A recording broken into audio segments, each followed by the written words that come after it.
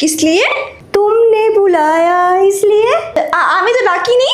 ওমা, তুই না ডাকলে কি আমি আসতে পারি না?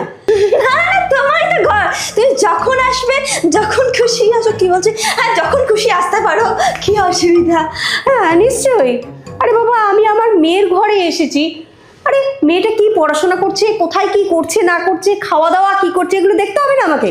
হ্যাঁ হ্যাঁ সেই জন্যই তো তুই গানটা করছিলি, আমি তোর সঙ্গে একটু কন্টিনিউ করলাম।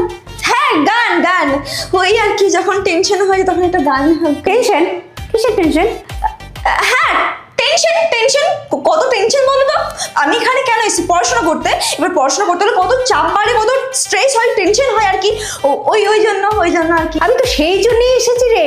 আরে আমি তো জানি আমার মেয়েটা পড়াশোনা করে, এদের রান্না বান্না সব কিছু কাজ ওকে করতে হয়, তাই জন্যে তোর একটু রিলিফ দেওয়ার জন্যে আমি এখানে এসেছি। এই ধর এই